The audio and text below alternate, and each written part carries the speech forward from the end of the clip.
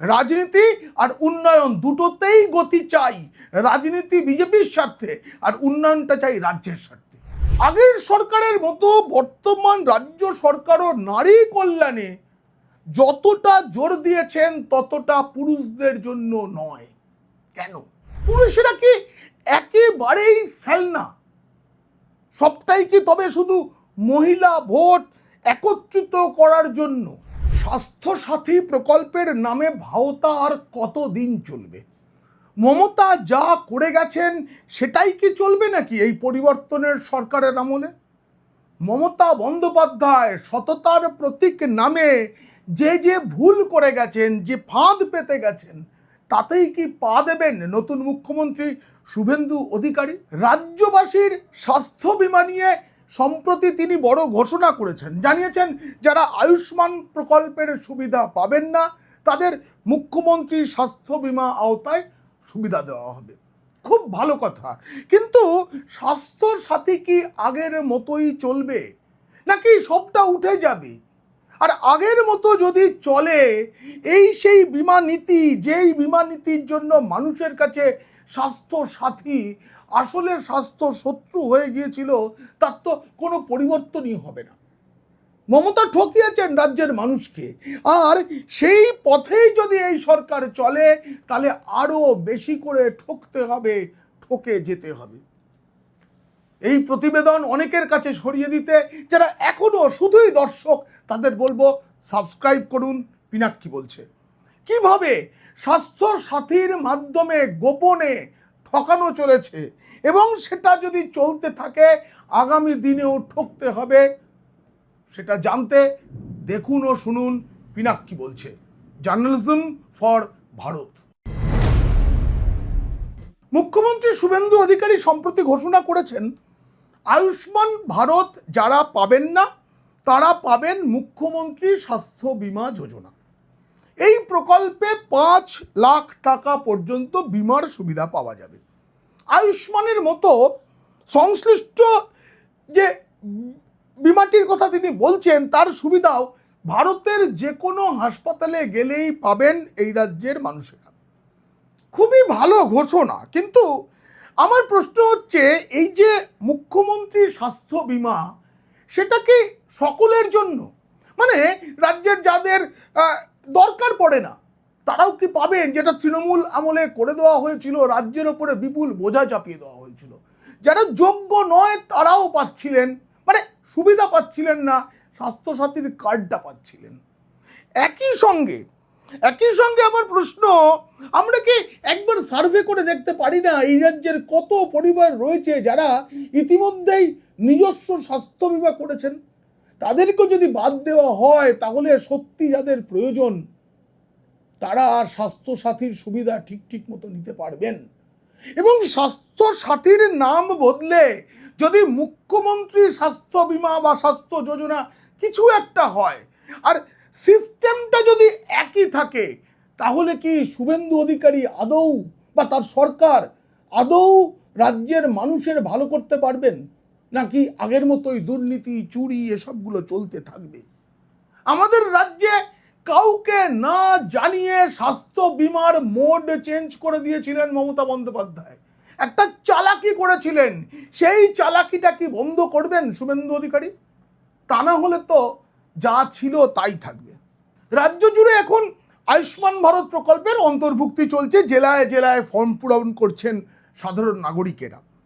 এই আয়ুষ্মান ভারতের যে নিয়ম, তাতে ভূমিহীন বা দিনমজুর পরিবার, ভিখিরি, তফসিলি জাতি জনজাতিভুক্ত পরিবার বা যারা কাঁচা বাড়ি কিংবা এক কামরার বাড়িতে বসবাস করেন তারাই আয়ুষ্মান ভারতের সুবিধা পাবেন। এটা হচ্ছে কেন্দ্রীয় সরকারি প্রকল্পের নিয়ম। এর সঙ্গে একটা বাড়তি আছে, যে পরিবারে 16 থেকে 59 বছর বয়সী কোনো রোজগেরে পুরুষ নেই তারাও এই প্রকল্পের সুবিধা পাবেন। আর 70 বছরের ঊর্ধ্বে সমস্ত প্রবীণ নাগরিক এই প্রকল্পের আওতাধীন। আমার তো মনে হয় এর মাধ্যমে রাজ্যের যাদের সত্যিই প্রয়োজন স্বাস্থ্য বীমা তারা পেয়ে যাবেন। এর পরেও শুভেন্দু অধিকারী বাকিদের অন্তর্ভুক্তির যে কথাটা বলেছেন, তাতে বহু মধ্যবিত্ত পরিবার আছেন যারা সুবিধা পাবেন এবং তাদের পাওয়া দরকার, কারণ তারা চিকিৎসার সময় এককালীন অত টাকা জোগাড় করতে পারবেন না। প্রয়োজন সেটা, কারণ এই যে প্রকল্পটা রয়েছে আয়ুষ্মান ভারত, তাতে যে শর্ত পূরণ করতে বলা হয়েছে, সেই শর্ত যারা পূরণ করতে পারছেন তারা সত্যি অভাবী, কিন্তু এর বাইরেও একটা অভাবী অংশ রয়ে গিয়েছে, আমি তাদের কথা বলছি। কারণ আয়ুষ্মান ভারত তো একটা প্রকল্পের মাধ্যমে হবে, তার একটা সিস্টেম আছে, সেই সিস্টেমটাই আশা করা যায় এই রাজ্যেও প্রয়োগ করা হবে।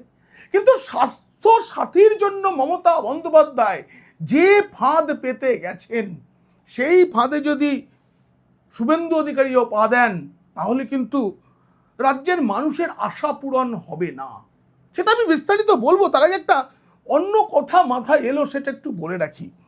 আগের সরকারের মতো বর্তমান রাজ্য সরকারও নারী কল্যাণে যতটা জোর দিয়েছেন ততটা পুরুষদের জন্য নয়। কেন?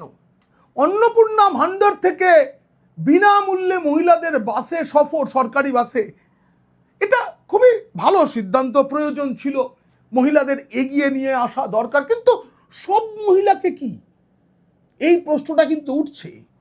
যাদের সামর্থ্য আছে তারাও কিন্তু এই সুবিধা পাচ্ছেন, আবার উল্টো দিকে যে পুরুষদের সামর্থ্য নেই তারা এখনো, যাদের সামর্থ্য আছে তাদের সমান সমান ভাড়া দিয়ে বাসে চাপছেন।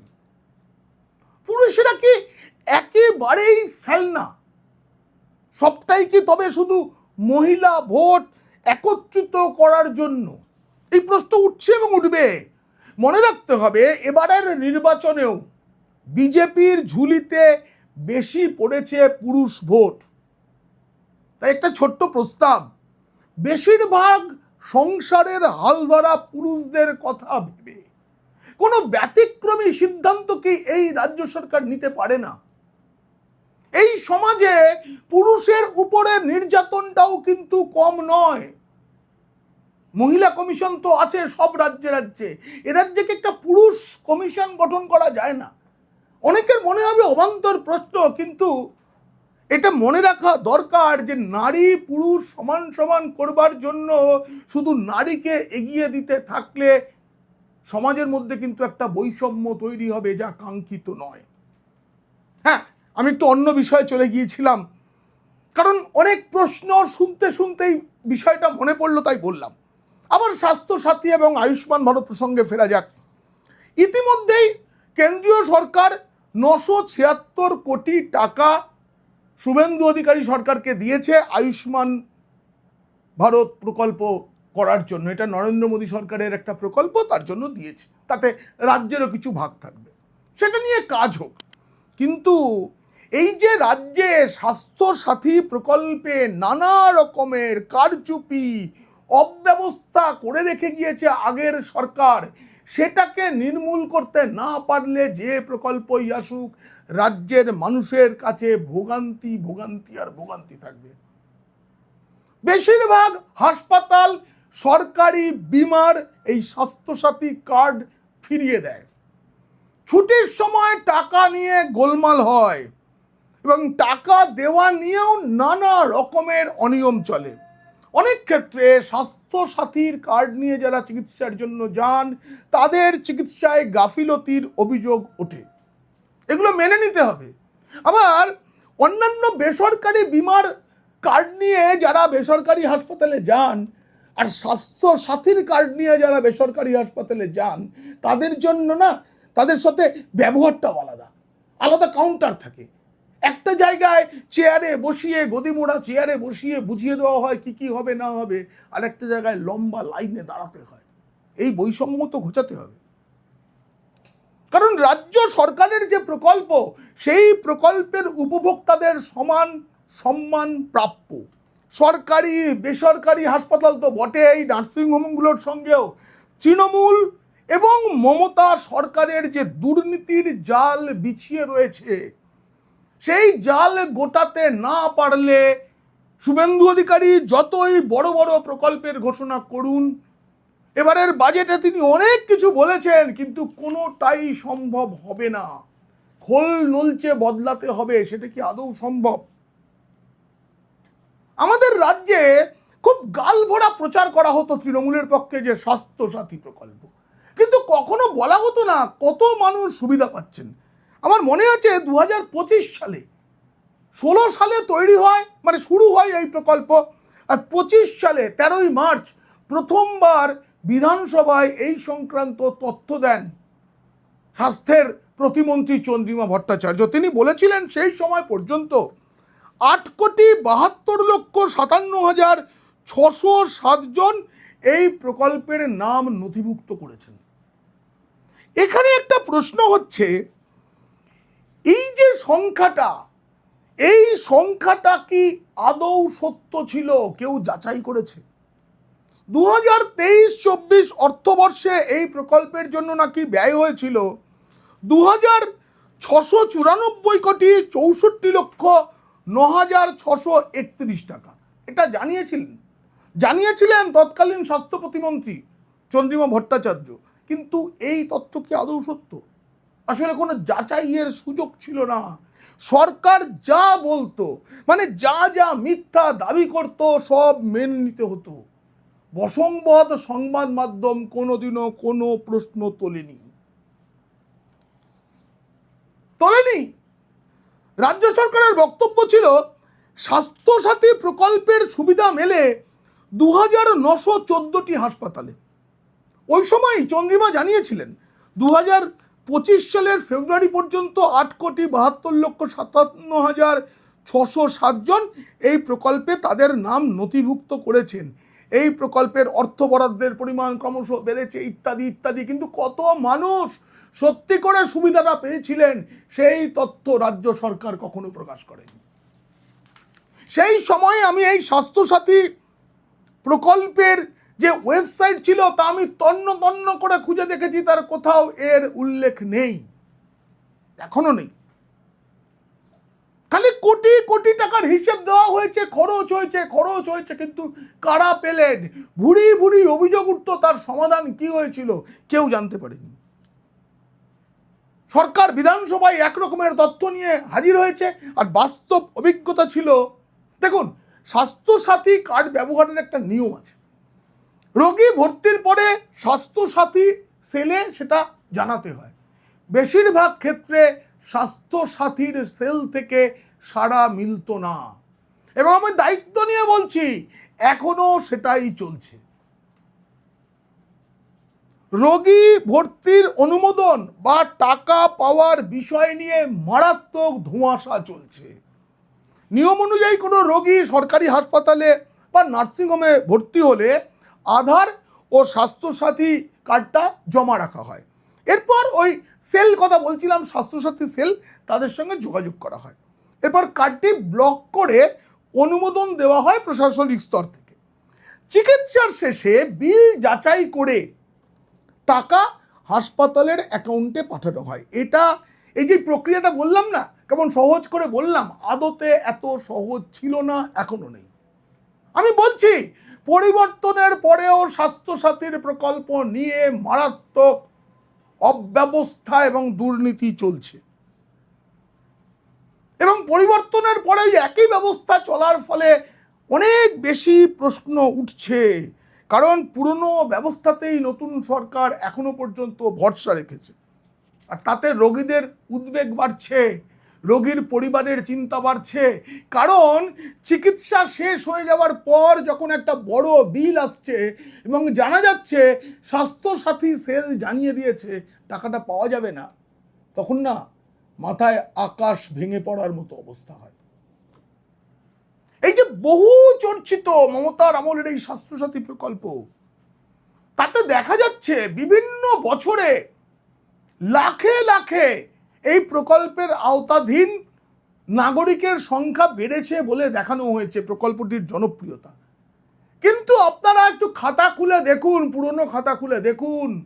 আমি বর্তমান সরকারকে বলছি যে এই প্রকল্পের জন্য বিভিন্ন বাজেটে, প্রতি বছরের বাজেটে মেরে কেটে ওই 10 কোটি টাকার মতো বৃদ্ধি করা হতো। কিন্তু প্রচারে তো এটা প্রচুর প্রচার প্রচুর প্রচার, তাতে মানুষের আগ্রহ বাড়ত, অনেকে কার্ড করাতে যেতেন, কিন্তু সেই তুলনায় বরাদ্দ ছিল নগণ্য। এখনো প্রতিটি পাড়ায় খোঁজ নিয়ে দেখুন, বহু মানুষ তাদের যোগ্যতা থাকা সত্ত্বেও, প্রয়োজন থাকা সত্ত্বেও স্বাস্থ্য সাথীর কার্ড পাননি। অথচ এই সরকার যখন ঘোষণা করেছিল, মানে সততার সরকার, আমাদের গর্বের মুখ্যমন্ত্রী এখন যিনি বহিষ্কৃত, তিনি বলেছিলেন নাগরিকদের স্বাস্থ্যের দিকে খেয়াল রাখা তো আমার কর্তব্য, আমার সরকারের কর্তব্য, কিন্তু অবহেলা করা হয়েছে। আমার মনে আছে বিরোধী দলনেতা থাকার সময় বর্তমান মুখ্যমন্ত্রী শুভেন্দু অধিকারী বারংবার অভিযোগ করেছেন যে রাজ্যে স্থায়ী পরিকাঠামো তৈরির কথা কিছুই ভাবছে না সরকার। প্রতিটি বাজেটের পর তিনি একথা বলেছেন, কিন্তু এখন তার কাছে মানুষের আকাঙ্ক্ষা অনেক বেশি, আশা অনেক বেশি, কিন্তু বাস্তব বলছে একই পদ্ধতিতে সব চলছে। জানি রাতারাতি সম্ভব নয়, কিন্তু নতুন কোনো পথ কি নেওয়া হয়েছে মানুষের কাছে স্বাস্থ্য সাথী না স্বাস্থ্য শত্রু, এই প্রশ্নের জবাব দেওয়ার জন্য? সেটা প্রকাশ করা দরকার। মমতার আমলে প্রচার করা হতো যে 45.48 লক্ষ মানুষকে সুবিধা দিতে কোটি কোটি টাকা খরচ হয়েছে, কিন্তু সেই সময় স্বাস্থ্য সাথীর কার্ড থাকা সত্ত্বেও বহু সাধারণ অপারেশনের সুযোগ নেওয়া যায়নি। কোটি কোটি টাকা বকেয়া থাকায় বেসরকারি হাসপাতাল, নার্সিংহোম রোগী ফিরিয়ে দিত। এটা তো বাস্তব, তারা তো ব্যবসা করতে বসেছে। তাদের বক্তব্য ছিল রাজ্য সরকার টাকা দিচ্ছে না, আমরাও নাগরিকদের পরিষেবা দেব না। এটা বন্ধ হবে কিভাবে? স্বাস্থ্য সাথী একটা সময় যখন শুরু হয়েছিল তখন ইন্স্যুরেন্স মোডে ছিল, মানে বিমা মোডে। আপনারা জানেনই না, অনেকেই জানেন না। মমতা বন্দ্যোপাধ্যায় চালাকি করে এটাকে অ্যাসিওরেন্স মোডে নিয়ে চলে যান। মানে এটা ফারাকটা বুঝতে হবে। ইন্স্যুরেন্স মোড মানে প্রতি বছর নিয়ম করে প্রত্যেক গ্রাহকের জন্য প্রিমিয়াম জমা দেবে সরকার, কিন্তু পরে মমতা চালাকি করেন, স্বাস্থ্যসাথীকে যখন অ্যাসিওরেন্স মোডে নিয়ে যান তখন ঠিক হয় হাসপাতাল চিকিৎসা করবে, বিল পাঠাবে, এইবার বিল দেখে রাজ্য বা স্বাস্থ্য দপ্তর ঠিক করবে কতটা টাকা দেওয়া হবে। এই মডেলের এটাই নিয়ম। ফলে টাকা পাওয়ার কোনো গ্যারান্টি নেই। এইভাবেই তো রাজ্যের মানুষকে ঠকানো হয়েছে। সেটাই কে চলবে নাকি শুভেন্দু অধিকারী সরকারের আমলে? এটা পরিষ্কার হওয়া দরকার, স্পষ্ট হওয়া দরকার। রাজ্যে বিজেপির সরকার ক্ষমতায় আসার পর প্রথম বাজেটে স্বাস্থ্যক্ষেত্রের উন্নয়নে অনেক উদ্যোগের কথা জানিয়েছে, খুব ভালো ভালো উদ্যোগ, কিন্তু সেগুলো সবই সময় সাপেক্ষ, পরিকাঠামো রাতারাতি হয় না, আমি জানি। রোগীদের প্রতিদিনের খরচের জন্য মমতা জমানার শেষ 8 বছর ধরে একটা নয়া পয়সা বাড়ানো হয়নি।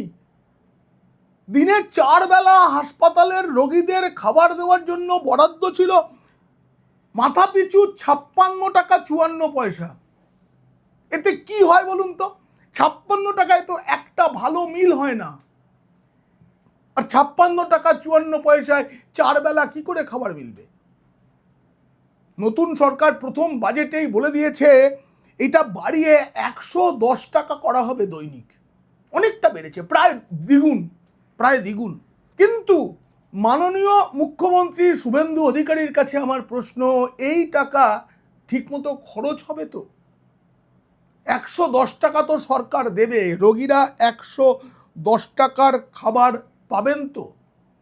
কারণ আমার আশঙ্কার কারণ হচ্ছে এই নিচু স্তরে এই টাকা যারা খরচ করবেন তারা তো তৃণমূল জমানায় বসানো পেটোয়া লোকেরাই, তারাই তো রয়ে গেছেন চুরিতে সিদ্ধহস্ত।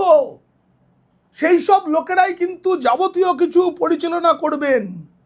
অন্যদিকে হাসপাতালগুলো রোগীদের ফেরাতেই থাকবেন, কারণ স্বাস্থ্য দপ্তরের বিভিন্ন হাত পার হয়ে যে টাকা সরকার দেয় তা বেসরকারি হাসপাতাল নার্সিংহোমে পৌঁছয় না। এর মধ্যে অনেক কমিশন কাটমানি থাকে। এই রাজ্যে সব কিছুতে কমিশন কাটমানির মতো স্বাস্থ্যক্ষেত্রে প্রচুর বেশি। তাই কাজের কাজ তখন হবে যখন গোড়া থেকে দুর্নীতি নির্মূল করা যাবে, নচেত যা ছিল তাই থাকবে। লুটে পুটে খাওয়ার রাজনীতি কিন্তু এখনো বন্ধ হয়নি। আমি আশাবাদী সেদিকে নজর দেবে বিজেপি সরকার, নজর দেবেন মুখ্যমন্ত্রী শুভেন্দু অধিকারী। কিন্তু আশঙ্কা থেকে যায় জানেন, ওই যে বলছিলাম রাজ্য সরকারকে তো জানাতে হবে। বহু রাজ্যে এই অ্যাসিওরেন্স মোডে আয়ুষ্মান ভারত প্রকল্পও চলে, কিন্তু নীতিটা তো ঠিক করতে হবে যে স্বাস্থ্য সাথী তার নাম বদলে মুখ্যমন্ত্রী স্বাস্থ্য বীমা হোক, কিন্তু সেটা কি ইন্স্যুরেন্স মোডে চলবে আগের মতো, নাকি সেই অ্যাসিওরেন্স মোডে? প্রথম দিকে বেসরকারি হাসপাতালের তরফে যে চিকিৎসার বিল পাঠানো হতো তা বিভিন্ন বীমা সংস্থা, মানে agency, third party agency, TPA যাদের আমরা বলি, তারা পরীক্ষা করত যে এই অসুখের জন্য এই বিল হওয়া ন্যায্য কিনা। এরপরে স্বাস্থ্য দপ্তর থেকে টাকা পেত ওই এজেন্সি, তারপর তারা হাসপাতালকে দিত। কিন্তু যেই স্বাস্থ্যসাথী প্রকল্পের চাহিদা বাড়তে লাগলো, তখন এত লোকের প্রিমিয়াম দিতে হবে, চুপচাপ কাউকে না জানিয়ে মমতা বন্দ্যোপাধ্যায় সরকার অ্যাসিওরেন্স মোডে চলে যায়। আর এটাই তো রোগীদের জন্য কাল হয়েছে। আমি আগেও বলেছি, মানে বেসরকারি হাসপাতালের পাঠানো বিল সরাসরি দেয় স্বাস্থ্য দপ্তর। সেই বিলের মধ্যে কি ঢোকানো আছে, কোন খরচ এক্সট্রা দেখানো আছে, সেটা কেউ দেখার ছিল না। আর তাতেই দুর্নীতি বাড়ে, এটা অনেকেই বলেন এবং আমিও মনে করি বেসরকারি হাসপাতাল নার্সিংহোমগুলোকে বাড়তি সুবিধা পাইয়ে দেওয়ার জন্য এটা করা হতো। আবার হাসপাতাল নার্সিংহোমের সাথে কথা বলে জেনেছি তারা যে বেশি টাকা সরকারের থেকে দাবি করতেন, তার কারণ লোকাল স্তর থেকে একদম ওপর মহল পর্যন্ত তাদেরকেও আবার পরে চেক কেটে দিতে হতো। চেক কেটে, নগদ নয়। তাই আজকের সরকারকে ঠিক করতে হবে ইন্স্যুরেন্স মোড না অ্যাসিওরেন্স মোড। বেসরকারি হাসপাতাল যা বিল পাঠাবে তাই দিয়ে দেওয়া হবে, ফলে আগের মতো সিস্টেমটাই চলবে। কারণ মাঝের যে সিস্টেম তাতে তো কোনো পরিবর্তন আসেনি, সেই আমলারা, সেই আধিকারিকরা, সেই কর্মীরাই তো রয়ে গেলেন।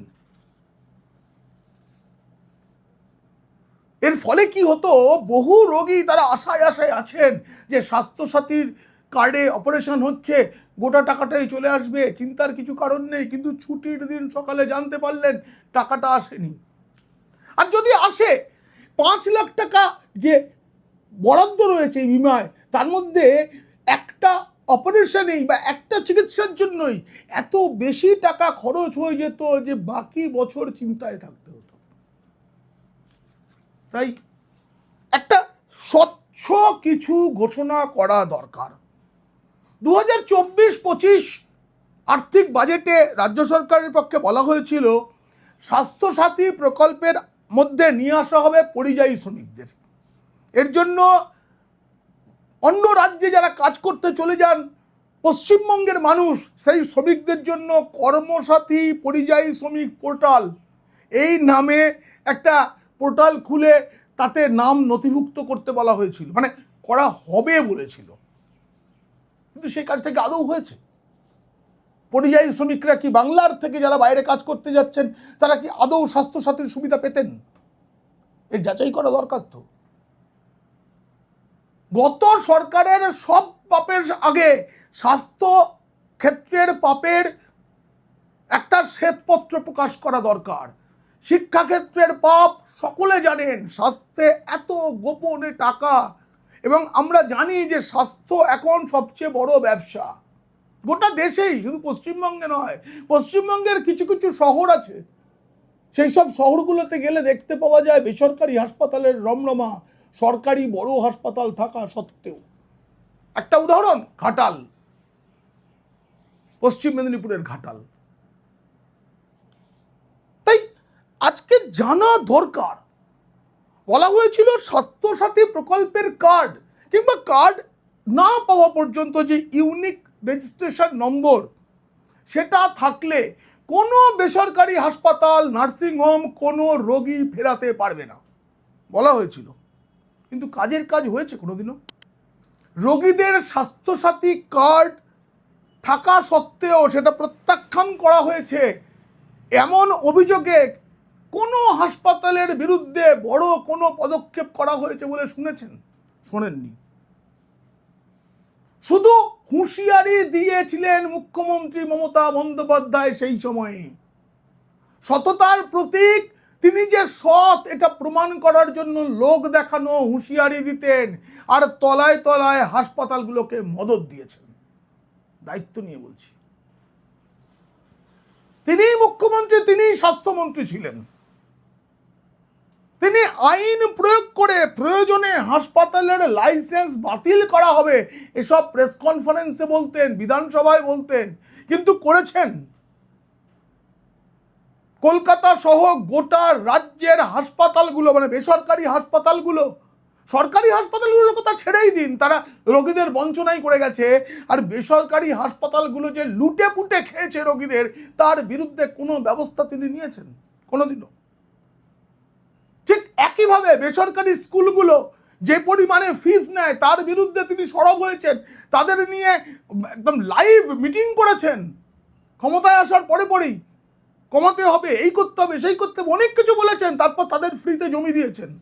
তারা কেউ ফিস কমায়নি, তারা কেউ ডোনেশন কমায়নি, বরং ডোনেশন ফিস বাড়িয়ে সেই বাড়তি টাকাটা ওই যে লোক দেখানো হুমকি, তার জন্য তৃণমূল সরাসরি একদম উপর মহলে তারা পৌঁছে দিয়েছেন। একান্তে কথা বলুন যে কোনো মালিকের সঙ্গে, তারা স্বীকার করবেন কোনোদিন কোনো পদক্ষেপ হয়নি, কেউ শোনেনি, সব ছিল লোক দেখানো। সব বেসরকারি হাসপাতাল, বেসরকারি স্কুলের সঙ্গে আগের ওই পাপি সরকার এবং তৃণমূলের যে বোঝাপড়া ছিল, অফিসারদের মাধ্যমে যে বোঝাপড়ার চেন তৈরি করা ছিল, সেই চেনটা কি ভেঙে ফেলা গেছে নাকি এখনো চেনটা রয়ে গেছে? আমি বলছি রয়ে গেছে। সেটা তো ভাঙতে হবে, তা না হলে শুভেন্দু অধিকারী যতই ভালো কিছু করতে চান, ডবল ইঞ্জিন সরকার এই রাজ্যের মানুষকে যতই ভালো রাখতে চান, সম্ভব নয় নয় নয়। ফলে নতুন মুখ্যমন্ত্রী যত ভালো ভালো ঘোষণা করুন, সেটা মুখের কথা থেকে যাবে। আগে তো ওই ঘুম ধরা ব্যবস্থাটার বদল দরকার, সেই সঙ্গে চাই কঠোর পদক্ষেপ। একটা দুটো ধর্ষণের ক্ষেত্রে যেভাবে কঠোর পদক্ষেপ নেওয়া হয়েছে, দ্রুত গতিতে স্বাস্থ্যক্ষেত্রে দুর্নীতির বিরুদ্ধে কঠোর পদক্ষেপ নিতে হবে। রাজ্যের গরিব, বঞ্চিত, অভাবী মানুষদের পাশে দাঁড়াতে হবে, পুরুষদের পাশেও দাঁড়াতে হবে, লোক দেখানো নয়, সত্যি সত্যি। খুব কম সময়ে, এখনো অবধি রাজ্য সরকার, শুভেন্দু অধিকারীর সরকার খুব কম সময় পেয়েছেন, কিন্তু রাজ্যবাসীর আশা আকাঙ্ক্ষা এত বেশি যে তারা খুব তাড়াতাড়ি হতাশ হয়ে পড়ছেন। এটা মনে রাখতে হবে বিজেপি সরকারকে। রাজনীতি নয়, তারা উন্নয়ন চেয়েই ভোট দিয়েছেন। তাই উন্নয়নের জন্য কিছু কিছু কাজ আরো দ্রুত গতিতে করতে হবে, যেমন দ্রুত গতিতে রাজনীতিটা হচ্ছে। রাজনীতি আর উন্নয়ন দুটোতেই গতি চাই। রাজনীতি বিজেপির স্বার্থে, আর উন্নয়নটা চাই রাজ্যের স্বার্থে। না, রাজনীতির স্বার্থে যেসব কাজ হয়েছে তা এই রাজ্যের স্বার্থেও। তৃণমূল শেষ হয়ে যাওয়াটা এই রাজ্যের জন্য ভালো, কিন্তু সেটা এখন বোঝা যাবে না সেই ভালোটা। তার ফল পেতে পেতে অনেক সময় লাগবে, কিন্তু পরিকাঠামো তৈরিতে অনেক সময় লাগবে, কিন্তু এই যে ঘুম ধরা ব্যবস্থা, সেটা ভাঙার জন্য খুব দ্রুত ব্যবস্থা নেওয়া দরকার। এই প্রতিবেদন অনেকের কাছে পৌঁছে দেওয়ার মতো মনে হলে আপনারা অবশ্যই সাবস্ক্রাইব করবেন পিনাক্কি বলছে, পারলে মেম্বারশিপ নিয়ে পিনাক্কি বলছে এর পাশে দাঁড়াবেন। আর প্রতিবেদন ভালো লাগলে বন্ধুদের, খারাপ লাগলে শত্রুদের শেয়ার করবেন। আপনারা খুব খুব ভালো থাকবেন।